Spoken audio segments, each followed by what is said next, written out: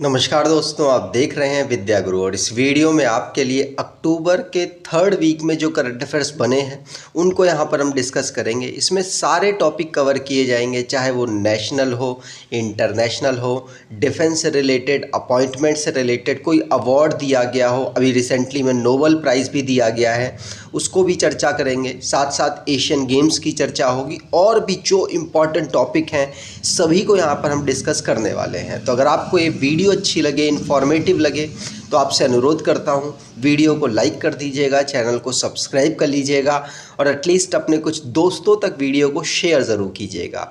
चलिए स्टार्ट करते हैं वीडियो को। इसमें किस प्रकार के क्वेश्चंस आपके साथ कवर किए जाएंगे उसको डिस्कस करते हैं। तो पहला क्वेश्चन आप देख सकते हैं, कुछ इस प्रकार से होगा कि साउथ ईस्ट एशिया की कौन सी कंट्री ऐसा बना है जिसने पहली हाई स्पीड रेलवे प्रोजेक्ट को लॉन्च कर दिया है जिसका नाम वूश है। ये किसने किया, चर्चा की जाएगी। साथ साथ नोबल प्राइज़, एशियन गेम्स की चर्चा होगी। हमारी जो यूनियन कैबिनेट है उसने एक नई ऑटोनोमस बॉडी बनाई है, किस फील्ड में वो काम करेगी बात करेंगे उसके ऊपर डिटेल में। और पहले एशियन मैन कौन बने हैं जिनको international tennis hall of fame के लिए नॉमिनेट किया गया है। क्या वो भारत से बिलोंग करते हैं? अगर वो भारत से करते हैं तो ज़्यादा उनके बारे में बात करनी पड़ेगी। साथ साथ स्टेट कौन सा है जिसने डॉल्फिन को स्टेट एक्वेटिक एनिमल के रूप में घोषित कर दिया है। और इम्पॉर्टेंट डेज की तो हम बात करने वाले हैं जो रिसेंटली में अभी हुए हैं। चलिए बात करते हैं पहले क्वेश्चन की। तो पहला क्वेश्चन है, साउथ ईस्ट एशिया का एक देश है जिसका नाम है इंडोनेशिया। इंडोनेशिया जिसने पहली हाई स्पीड रेलवे प्रोजेक्ट को लॉन्च कर दिया है जिसका नाम है वूश। क्या नाम है? वूश। ध्यान रखिएगा, यहाँ के प्रेसिडेंट जोको विदोदो के द्वारा इस हाई स्पीड रेलवे प्रोजेक्ट को लॉन्च किया गया है। ये साउथ ईस्ट एशिया की पहली हाई स्पीड रेलवे प्रोजेक्ट है जिसको इंडोनेशिया में वूश के नाम से लॉन्च किया गया। ये जो प्रोजेक्ट है ना, ये बेल एंड रोड इनिशिएटिव के अंतर्गत आता है जो कि चाइना का ड्रीम प्रोजेक्ट है। चाइना के प्रेसिडेंट का, शी जिनपिंग का ड्रीम प्रोजेक्ट है। कुछ इस प्रकार से रेलवे दौड़ती हुई नजर आएंगी इंडोनेशिया में। अगला क्वेश्चन, इंडिया का स्टेट है जिसने 25 लाख रुपए स्पेस साइंटिस्ट को यहाँ पर सम्मानित करने के लिए अनाउंस किए हैं। वो राज्य तमिलनाडु है। साथ साथ इसने बेरोजगार जो इंजीनियरिंग मास्टर्स के स्टूडेंट्स हैं उनको यहाँ पर कुछ प्रोत्साहन मनी या कह सकते हैं कि बेरोजगारी भत्ता देने की यहाँ पर बात की है।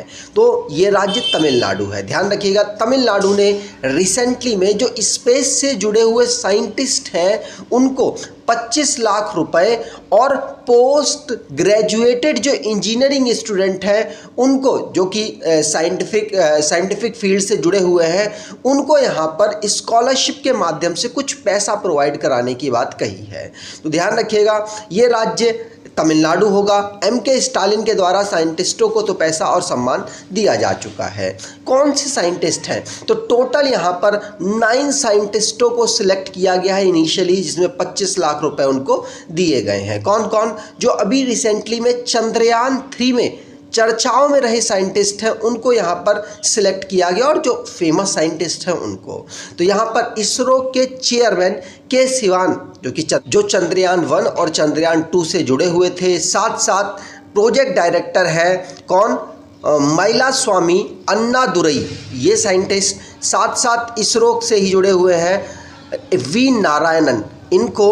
साथ साथ सतीश धवन स्पेस सेंटर के ए राजा राजन, इनको। और M शंकरन को, वीरा मुथुवेल को, जो कि चंद्रयान 3 प्रोजेक्ट में डायरेक्टर के रूप में काम कर रहे थे। इसरो के M वनीथा को और नाइजर साजी को और J असीर पक्रिया राज को। तो यहाँ पर इतने साइंटिस्टों को 25-25 लाख रुपए यहाँ पर प्रोत्साहन मनी के रूप में तमिलनाडु ने अनाउंस की है। अगला क्वेश्चन है नोबल प्राइज़ से रिलेटेड। तो नोबल प्राइज़ 6 कैटेगरी में दिया जाता है, 6 कैटेगरीज में टोटल नोबल प्राइज़ दिया जाता है। ये 6 कैटेगरीज कौन कौन सी हैं? तो मेडिसिन की है, फिजिक्स की, केमिस्ट्री, लिटरेचर, पीस और इकोनॉमी। 1901 से ये अवार्ड, पहला अवार्ड दिया गया। उस समय पर ये 5 कैटेगरी में अवार्ड दिए जाते थे। वो 5 कैटेगरीज कौन सी हैं? तो इनिशियल की 5 कैटेगरी ले लीजिए। इकोनॉमिक्स के फील्ड में इनिशियली में अवार्ड नहीं दिया जाता था, लेकिन 1968 में इकोनॉमिक्स के क्षेत्र को भी यहाँ इंक्लूड किया गया और 1969 में पहला अवार्ड यहाँ पर इकोनॉमिक्स का दिया गया था। यहाँ पर बाकी जितने अवार्ड हैं पीस को छोड़कर वो सारे स्टॉकहोम में, स्वीडन में दिए जाते हैं, लेकिन एक अवार्ड है जो कि पीस का, वो अनाउंस किया जाता है नॉर्वे से।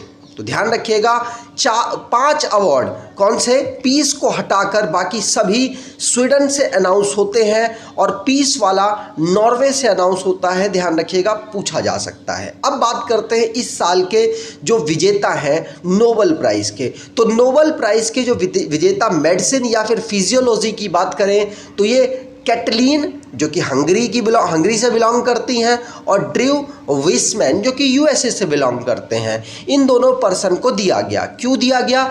क्योंकि इन्होंने mRNA की एक वैक्सीन डेवलपमेंट पद्धति का इन्वेंशन किया था, जो कि इस प्रक्रिया का यूज़ करके ही बाद में कोरोना वायरस की जो वैक्सीन है उसको इतनी फास्ट तरीके से बनाया जा सका। इसीलिए इन दोनों साइंटिस्टों को 2023 का मेडिसिन और फिजियोलॉजी का अवार्ड मिला है।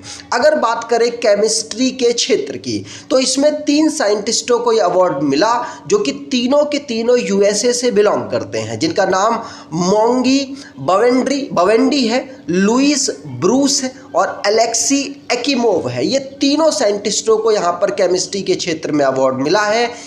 तो इन तीनों साइंटिस्टों ने क्वांटम डॉट तकनीक की खोज की है और साथ साथ इसका संश्लेषण किया है, इसीलिए इनको ये अवार्ड मिला है। माना जा रहा है कि आगे आने वाली फील्ड में रिसर्च में बहुत इम्पॉर्टेंट रोल ये जो क्वांटम डॉट्स तकनीक है इसका यूज़ किया जा सकेगा। तो केमिस्ट्री के क्षेत्र में इनको इसीलिए अवार्ड मिला है।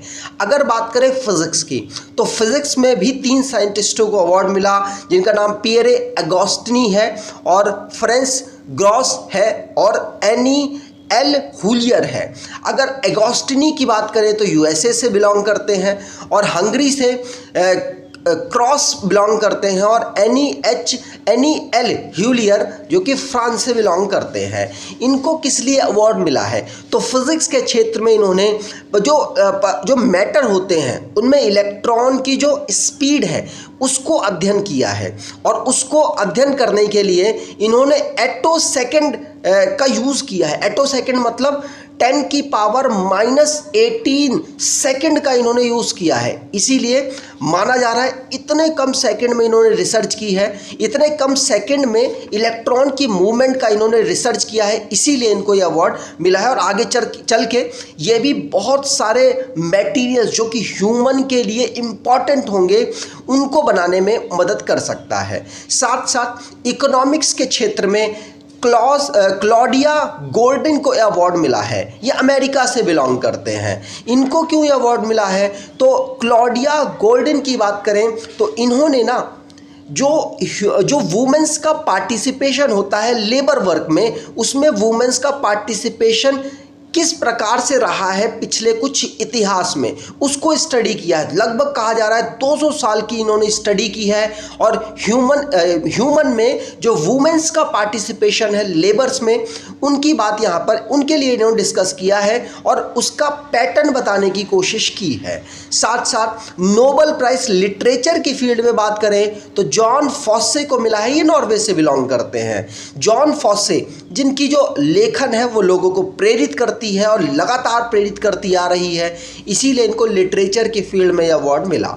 साथ साथ पीस के क्षेत्र में जो कि आखिरी है, नरगेस मोहम्मदी को यह अवार्ड मिला है। ये ईरान की एक एक्टिविस्ट है, सोशल एक्टिविस्ट है और जब हिजाब वाला वहाँ चल रहा था, मूवमेंट चल रहा था, वहाँ पर इन्होंने महिलाओं का खुलकर साथ दिया, जिसकी वजह से अभी भी जब ये अवार्ड अनाउंस हुआ है तो वो जेल पर है और बहुत सारी मतलब उनको सजाएं सुनाई सुनाई गई हैं, उसके बावजूद भी वो लोग महिलाओं का साथ दे रही थी, इसीलिए शांति के क्षेत्र में नरगिस मोहम्मदी को सिलेक्ट किया गया। यहाँ पर आप सभी साइंटिस्टों को देख सकते हैं, जो मेडिसिन के क्षेत्र में या हमारे केमिस्ट्री के, फिजिक्स के क्षेत्र में, और उसके बाद यहाँ पर आप इकोनॉमिक्स का क्षेत्र माफ़ कीजिएगा, ये लिटरेचर, और उसके बाद इकोनॉमिक्स, और ये यहाँ पर हमारे पीस। तो ये सारे साइंटिस्टों को मैंने एक फ्रेम में यहाँ पर कलेक्ट कर दिया है। ठीक, चलिए आगे बात करें।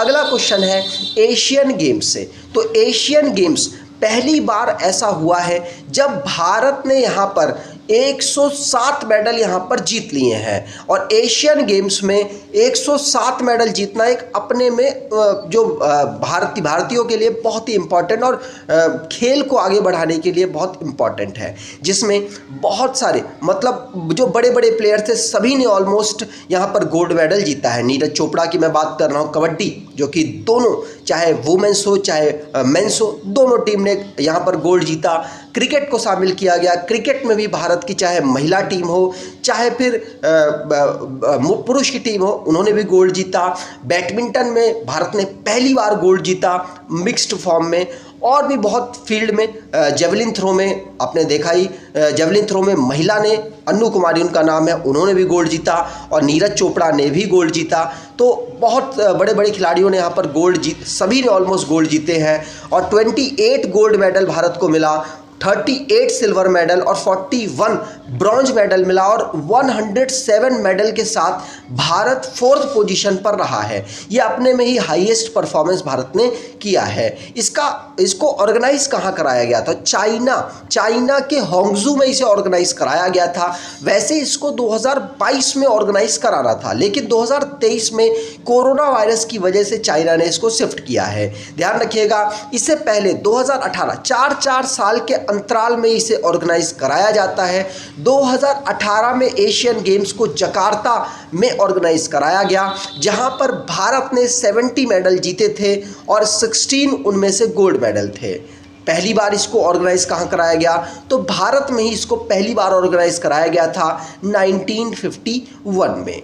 आगे बात करें तो ये टेबल टैली आप देख सकते हैं, जिसमें भारत का परफॉर्मेंस आपको दिख रहा होगा। भारत यहाँ पर आपको 4th पोजीशन पर दिख रहा होगा। पहले पर यहाँ पर मेजबान चाइना था, दूसरे पर जापान, तीसरे पर साउथ कोरिया, और चौथे पर भारत यहाँ पर आपको दिखेगा। अगला क्वेश्चन, तो भारत ने 100 से ज़्यादा मेडल जीते, उसी को मैंने यहाँ पर लगा दिया है।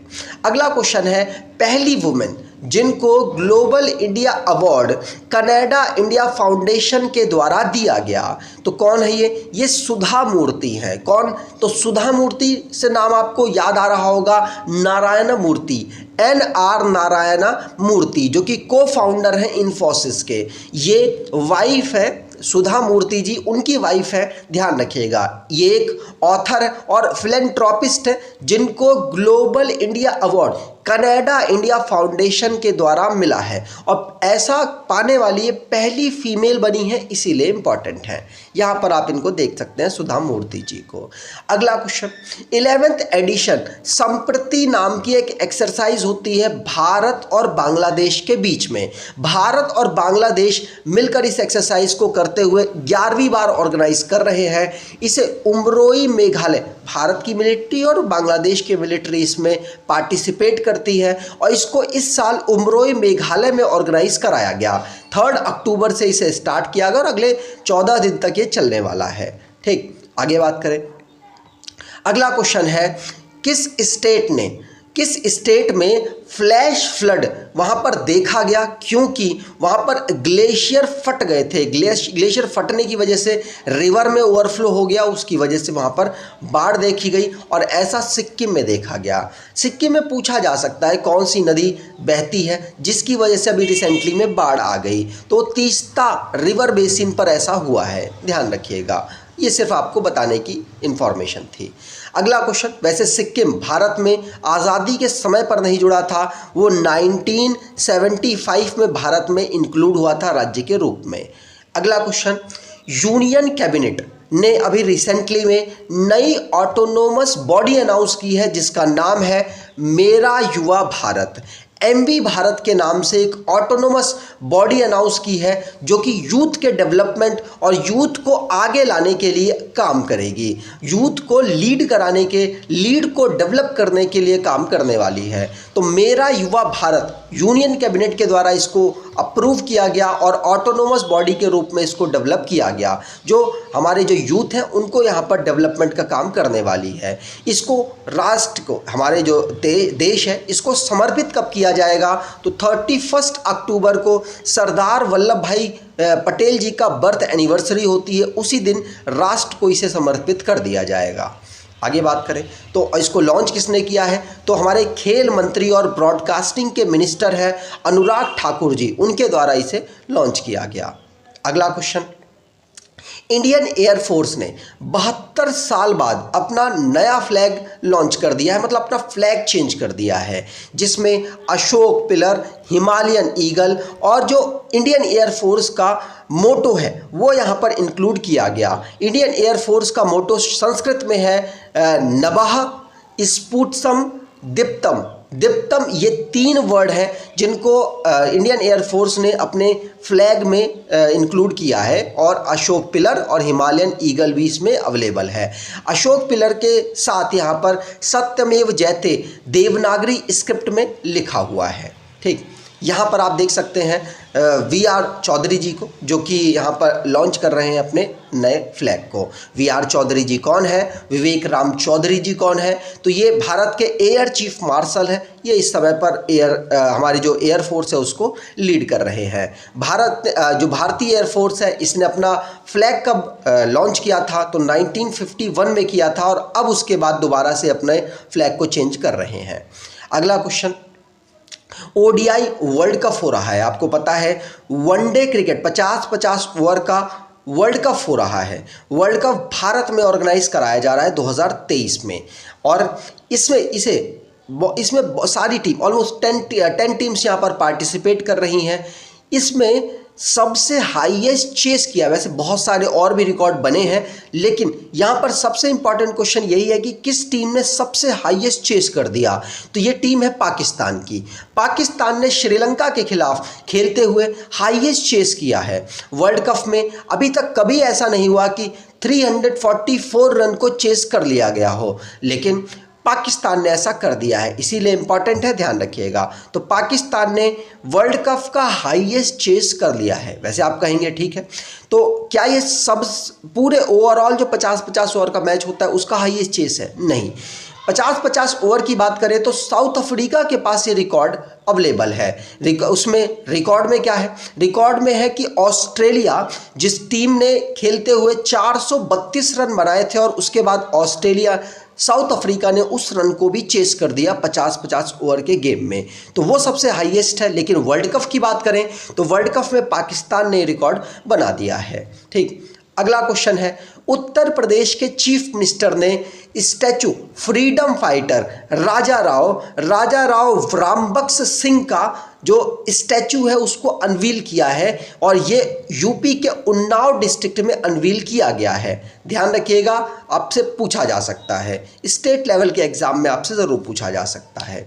अगला क्वेश्चन, पहली वुमेन कौन है जिनको डॉक्टरेट की डिग्री से सम्मानित किया गया जेएनयू के द्वारा, और ऐसा रिसीव करने वाली पहली वुमेन बनी है, इसीलिए इंपॉर्टेंट है। तो ये है प्रेसिडेंट तंजानिया की, जिनका नाम है सामिया सुलूहू हसन, जिनको जवाहरलाल नेहरू यूनिवर्सिटी के द्वारा डॉक्टरेट की उपाधि से सम्मानित किया गया, और ये पहली वुमेन है जिनको इस उपाधि से जेएनयू ने किसी को सम्मानित किया, पहली वुमेन है। तंजानिया ईस्ट अफ्रीकन कंट्री है जिसकी कैपिटल डोडोमा है। ठीक, आगे बात करें, यहाँ पर आप देख सकते हैं जिनको तंजानिया की प्रेसिडेंट, जिनको अभी रिसेंटली में जेएनयू के द्वारा यहाँ पर सम्मान दिया गया डॉक्टरेट की उपाधि से। अगला क्वेश्चन, पंजाब राज्य के चीफ मिनिस्टर श्री भगवंत मान सिंह, उनके द्वारा पूसा 44 जो कि एक धान की प्रजाति है, धान की एक वैरायटी है, इसको यहाँ पर इन्होंने अगले साल से उगाने के लिए प्रतिबंधित कर दिया है। क्यों किया है प्रतिबंधित? क्योंकि इसमें दूसरे चावल के मुकाबले काफ़ी ज़्यादा वाटर का कंजप्शन होता है, क्योंकि दूसरे जो चावल हैं अगर वो समय लेते हैं लगभग 2.5 महीने आप मान लीजिए, तो ये 3 महीने या 3.5 महीने का समय ले लेते हैं खेत में। इसीलिए इनको ज़्यादा पानी की ज़रूरत पड़ती है, जिसकी वजह से ग्राउंड लेवल वाटर का डिक्लाइन हो रहा है, वो डिक्रीज़ हो रहा है। और दूसरी चीज़ ये है कि इसको ज़्यादा समय जब लगता है तो तुरंत ही गेहूँ उगाना पड़ता है। चावल जिस खेत में उगते हैं उसी में गेहूँ उगाते हैं किसान। तो जब गेहूँ उगा रहे होते हैं तो उसमें ना इनकी जो नीचे वाला पार्ट रह जाता है। अब नीचे वाला पार्ट रह जाएगा तो उसको बाद में इसको डिकम्पोज करने के लिए इतना समय नहीं मिलेगा। इसकी वजह से किसान क्या करते हैं, इसमें आग लगा देते हैं। आग लगाने से वहाँ पॉल्यूशन वाला माहौल क्रिएट होता है और आगे चल के दिल्ली में भी वो पॉल्यूशन दिखता है, मतलब जिसको स्टबल बर्निंग कहते हैं। तो स्टबल बर्निंग भी इसकी वजह से काफ़ी देखा जाता है, इसीलिए पंजाब में इसे बैन कर दिया गया है। यहाँ पर वैसे ही काफ़ी कम हो चुका था, लगभग 18% किसान ही इस खेती को कर रहे थे, क्योंकि लगातार किसान इसको सरकार डिक्लाइन कर रही थी और कोशिश करते करते लगभग 18% किसान ही है जो इसकी खेती कर रहे थे। अब यहाँ पे पूरी तरीके से इसे प्रतिबंधित कर दिया गया, तो अब अगले साल से इसे कोई नहीं उगाएगा। रीज़न मैंने आपको बता दिया क्या है। अगला क्वेश्चन, G20 पार्लियामेंट स्पीकर्स की समिट दिल्ली में ऑर्गेनाइज हुई है, क्यों? क्योंकि देखिए भारत ने इस साल G20 समिट को ऑर्गेनाइज किया है, उसकी प्रेसिडेंसी की है। भारत में ही G20 के समिट सारे ऑर्गेनाइज हुए हैं। सितंबर के महीने में उसकी मेन समिट ऑर्गेनाइज हुई, जिसमें भारत के प्रधानमंत्री और अलग अलग जो 20 मेंबर्स के राष्ट्राध्यक्ष हैं उन्होंने यहाँ पर पार्टिसिपेट किया है। कुछ नहीं आ पाए, उनके अपने पर्सनल और जो राष्ट्र के रीज़न थे वो रहे हैं, लेकिन ऑलमोस्ट सभी ने यहाँ पर पार्टिसिपेट किया। उसके लगभग 1 महीने बाद ही इसको भी ऑर्गेनाइज कराया जाता है, लगभग 1-1.5 महीने बाद इसको ऑर्गेनाइज कराया जाता है। वही देश इसे ऑर्गेनाइज करता है जहाँ पर G20 को ऑर्गेनाइज किया गया, और G20 को इस बार भारत ने ऑर्गेनाइज किया, तो उसकी जो P20 होती है, जिसको पार्लियामेंट 20 कहेंगे, इसने भी यहाँ पर पार्टिसिपेट किया। इस बार क्या हुआ, G20 यहाँ पर G21 बन चुका है, इसमें अफ्रीकन यूनियन भी इंक्लूड हो चुका है। अब अफ्रीकन यूनियन जब इंक्लूड हुआ है तो इसमें अफ्रीकन यूनियन भी पार्टिसिपेट कर चुका है। साथ साथ इसमें कनाडा के साथ, भारत का कनाडा के साथ चल रहा है विवाद। अभी निज्जर हत्याकांड मैंने आपको बताया है, उस निज्जर हत्याकांड की वजह से लगातार यहाँ पर रिलेशंस काफ़ी निचले स्तर पर गए हैं। उस निचले स्तर को सुधारने का प्रयास दोनों तरफ से कुछ किया जा रहा होगा, लेकिन यहाँ पर कनाडा के रिप्रेजेंटेटिव ने पार्टिसिपेट नहीं किया, जिसकी वजह से माना जा रहा है रिलेशंस अभी उतने अच्छे नहीं हुए हैं। लेकिन चलिए, ये चर्चाओं में रहा, इसलिए आप ध्यान रखिएगा कि यहाँ पर अफ्रीकन यूनियन भी पार्टिसिपेट कर रहा था, कनाडा ने पार्टिसिपेट नहीं किया, इसलिए चर्चाओं में आ गया है। और भारत के जो स्पीकर हैं ओम बिरला साहब, उनके द्वारा इसकी अध्यक्षता की गई है, ठीक। और इसे 12 अक्टूबर से 14 अक्टूबर तक नई दिल्ली में ऑर्गेनाइज कराया गया। 9th नंबर की G20 पार्लियामेंट्री स्पीकर्स की ये समिट थी, इसे यशोभूमि में ऑर्गेनाइज कराया गया था, ठीक। आगे बात करें तो स्टेट यूपी है, उत्तर प्रदेश है, जिसने गंगेटिक डॉल्फिन को स्टेट एक्वेटिक एनिमल के रूप में घोषित कर दिया है। 2009 में डॉल्फिन, जो गंगा की डॉल्फिन है, इसको नेशनल एक्वेटिक एनिमल भी भारत सरकार ने घोषित किया हुआ है। अब इसे उत्तर प्रदेश ने भी अपना राज्य एक्वेटिक एनिमल के रूप में घोषित कर दिया था। IUCN की बात करें तो IUCN ने जो गंगा की डॉल्फिन है, इसको रेड लिस्ट में एंडेंजर्ड कैटेगरी में डाला हुआ है, मतलब ये विलुप्त प्रजातियों में आ सकता है अगर इसका संरक्षण ना किया जाए। और अगर इसके साइंटिफिक नेम की बात करें तो प्लेटनिस्टा गंगेटिका इसका साइंटिफिक नेम है। पहले वाला जीनस होता है, दूसरे वाला स्पीसीज होता है। ये कभी भी किसी साइंटिफिक नाम को अगर लिखा जाता है तो पहला उसका जीनस का नाम लिखा जाएगा, उसके बाद उसका स्पीसीज का नाम लिखा जाएगा। कई बार एग्जाम में आपसे पूछ लिया जाता है। अगला क्वेश्चन, 7 नए ब्रिज प्रोजेक्ट को लॉन्च किया गया है सेतु बंधन स्कीम के माध्यम से अरुणाचल प्रदेश में। ये हमारे यूनियन कैबिनेट के मिनिस्टर नितिन गडकरी जी, जो कि रोड ट्रांसपोर्ट के मिनिस्टर हैं, उनके द्वारा इसे लॉन्च किया गया। क्यों लॉन्च किया गया? ऑब्जेक्टिव ये है कि वहाँ पर जो कनेक्टिविटी है उसको प्रमोट किया जा सके और इकोनॉमिक डेवलपमेंट वहाँ के आसपास सभी एरियाओं का किया जा सके। इससे जो अरुणाचल प्रदेश में भारत और चाइना का क्लैश अरुणाचल प्रदेश और लद्दाख में चल रहा है, तो यहाँ पर अगर क्लैश होता है तो भारत कनेक्टिविटी इतनी बेहतर कर दे जिससे कि जो हमारी आर्मीज़ है उनको रीच करने में, पहुँचने में आसानी हो जाए। इसीलिए इसका डेवलपमेंट किया जा रहा है। नए 7 ब्रिज प्रोजेक्ट्स को अनाउंस किया गया सेतु बंधन स्कीम के माध्यम से। ठीक, नितिन गडकरी जी को आप देख सकते हैं। टोकनाइजेशन, ये टोकनाइजेशन क्या है? टोकनाइजेशन अभी रिसेंटली में चर्चाओं में आया, वैसे पिछले साल भी चर्चाओं में था जब आरबीआई ने इसे लॉन्च किया था। तो टोकनाइजेशन है क्या? टोकनाइजेशन एक ऐसा सिस्टम है, मैं आपको यहाँ से समझाता हूँ। टोकनाइजेशन एक ऐसा सिस्टम है जिसमें कस्टमर जब अपना कोई भी मर्चेंट के साथ परचेजिंग करता है, उसके बाद उसको पेमेंट करेगा तो कार्ड की डिटेल डालेगा। अब कार्ड की डिटेल डालेगा तो सारी की सारी इंफॉर्मेशन उस मर्चेंट के पास पहुंच चुकी है। कार्ड के नंबर, कार्ड की एक्सपायरी डेट, कार्ड का सीवी नंबर, ये जितनी भी इंफॉर्मेशन है पर्सनल, वो सारी पहुंच चुकी है। अब उसके बाद हो सकता है कि कभी कोई डेटा का लूप होल हो जाए या डेटा वहाँ पर दिक्कत कर जाए, मर्चेंट का जो साइट है वो क्रैश कर जाए, कुछ भी कोई भी दिक्कत होती है तो उसके बाद यहाँ पर कंज्यूमर का जो डेटा है वो लॉस हो सकता है। इसीलिए आरबीआई ने अब नया रूल निकाला था कि अब जब आप कार्ड से पेमेंट करेंगे तो आप इसका एक टोकन निकालेंगे। पहली बार तो आपको कार्ड डिटेल डालनी पड़ेगी, उसके बाद आपको टोकन बनाने के लिए बोला जाएगा, तो अब टोकन नंबर आपका जनरेट हो जाएगा और नेक्स्ट टाइम अब जो डिटेल आपने डाली है वो मर्चेंट उसको सेव भी नहीं कर सकता और वो जो टोकन नंबर है उसी के माध्यम से नेक्स्ट टाइम भी आप पेमेंट अपनी कर पाएंगे। तो इस पूरे सिस्टम को ही टोकनाइजेशन कहा गया और टोकनाइजेशन आरबीआई के द्वारा लास्ट ईयर ही लॉन्च किया गया था। ध्यान रखिएगा, ये सेफ और सुरक्षित ऑनलाइन ट्रांजैक्शन को बनाने का एक मीडियम था, एक तरीका था आरबीआई के द्वारा, रिजर्व बैंक ऑफ इंडिया के द्वारा।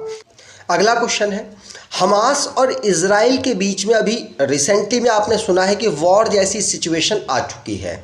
तो वहाँ पर कुछ भारतीय रहते हैं और इजराइल में तो बहुत ज़्यादा संख्या में भारतीय रहते हैं। तो हमास और इजराइल से भारतीयों को निकालने के लिए भारत की जो मिनिस्ट्री है उसके द्वारा एक ऑपरेशन लॉन्च किया गया, ऑपरेशन अजय।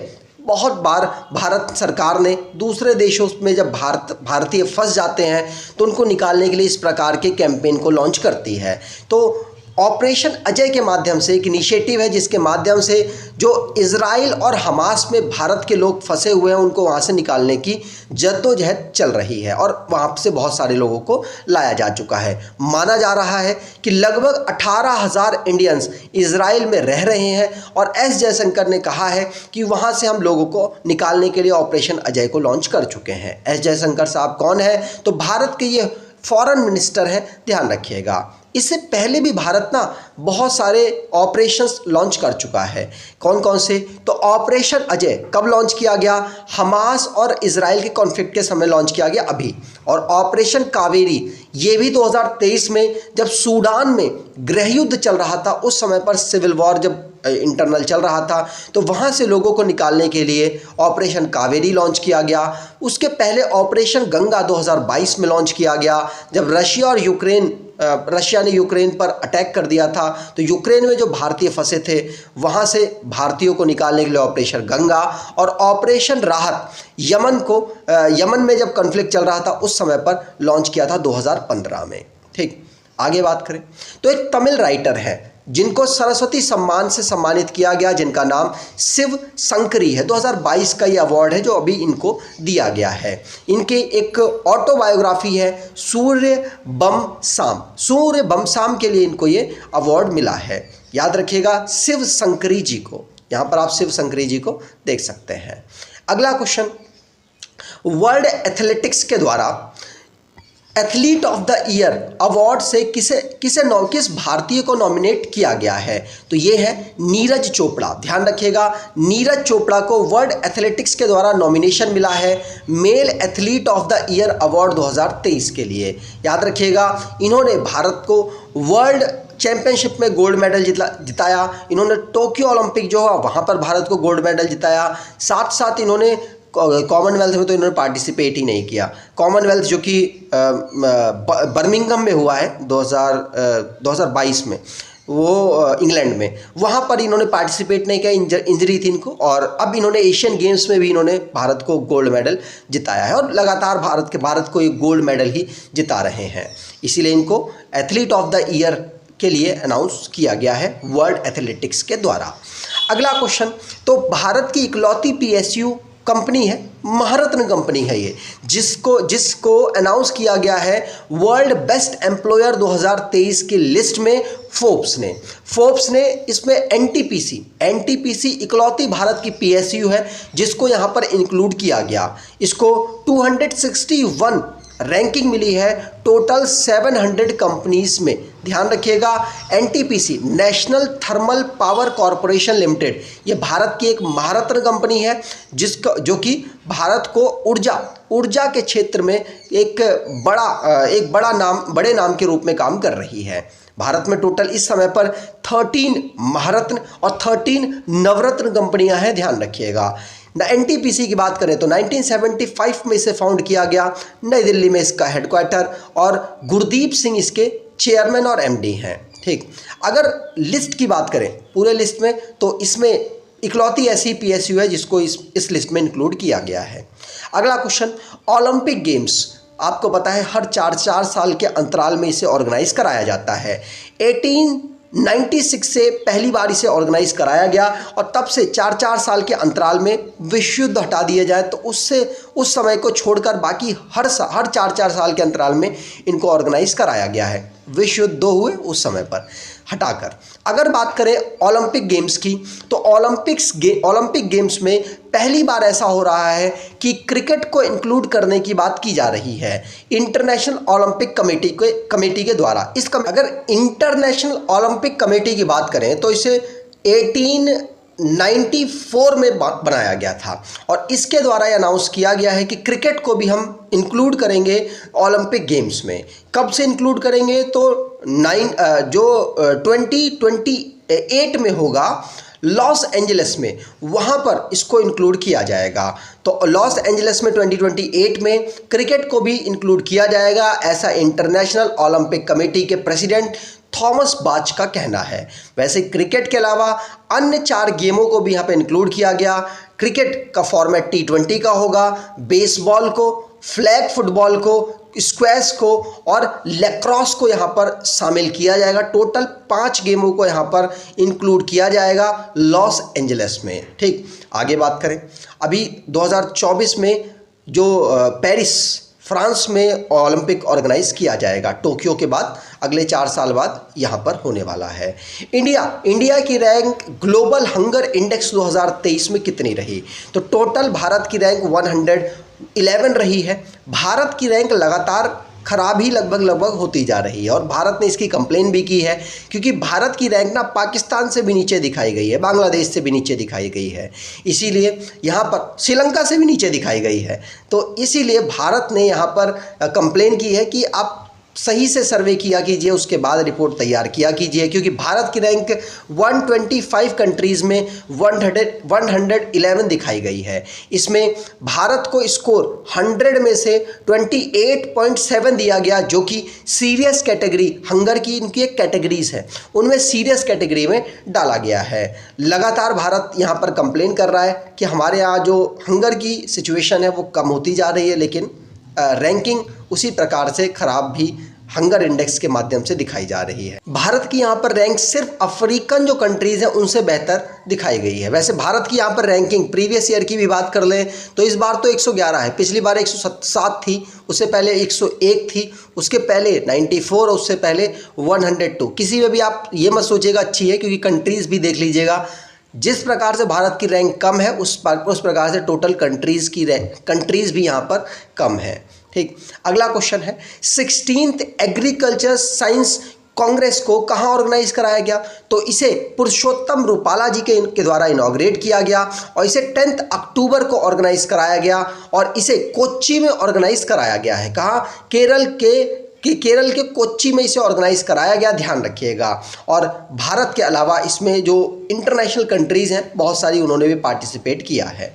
ठीक, आगे बात करें।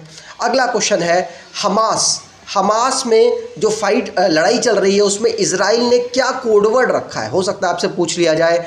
तो इजराइल ने अपना कोडवर्ड रखा है ऑपरेशन आयरन स्वार्ड। क्या? Operation iron sword.